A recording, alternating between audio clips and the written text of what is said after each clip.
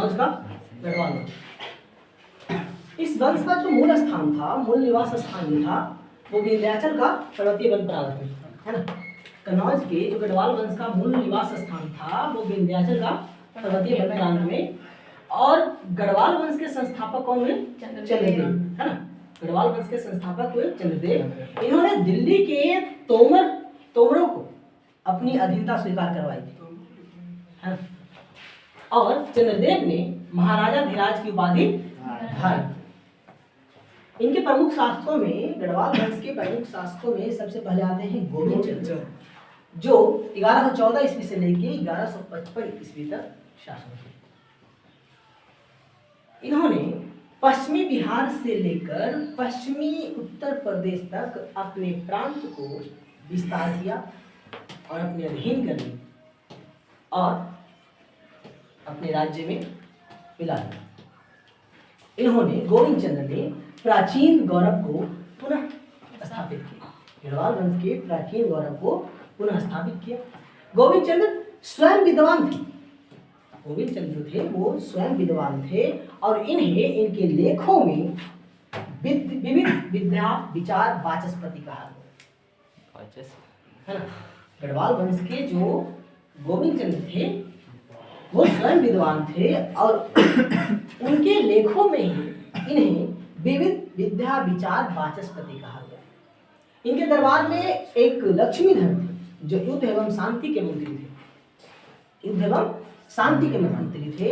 ये भी शास्त्रों के प्रकांड विद्वान थे। इन्होंने एक ग्रंथ की रचना की थी, लक्ष्मीधर ने एक ग्रंथ की रचना की और उसका नाम था कृतकल्पतरु, कृतकल्पतरु।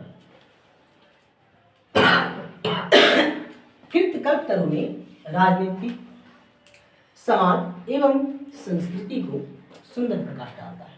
ये जो इनकी रचना थी कृतकल्पतरु, ये राजनीतिक पर, समाज पर एवं संस्कृति पर सुंदर प्रकाश डालता है। इनके बाद आए जयचंद।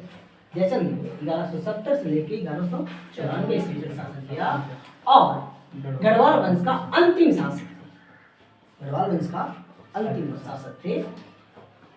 इन्हें भारतीय लोक कथाओं में इन्हें राजा जयचंद के नाम से जाना जाता है। भारतीय लोक कथाओं में इसे किस नाम से जाना जाता है? राजा जयचंद के नाम से जाना जाता है। 1194 ईस्वी में चंदवार युद्ध में मोहम्मद गौरी से इन्हें पराजित होना पड़ा। 1194 ईस्वी में चंदवार के युद्ध में जयचंद को मोहम्मद गौरी के हाथों पराजित होना पड़ा। ये पूरब की ओर विस्तार करना चाहते थे, ये पूरब की ओर विस्तार करना चाहते थे, जिसके कारण सेन वंश के शासक लक्ष्मण सेन से भी इन्हें पराजय का स्वाद चखना पड़ा। इनके दरबार में एक संस्कृत के प्रख्यात कवि श्रीहर्ष रहते थे। इनके दरबार में संस्कृत के प्रख्यात कवि श्रीहर्ष रहते थे और उन्होंने 2 पुस्तकों की रचना की, एक खंडन खंड खाद्य और दूसरा नैषेध चरित्र। पहला खंडन खंड खाद्य और दूसरा नैषेध चरित्र। कालांतर में यह हुआ कि इल्तुतमिश ने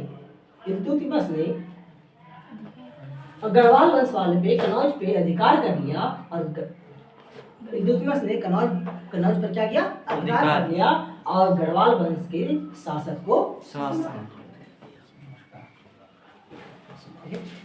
आज के लिए इतना ही।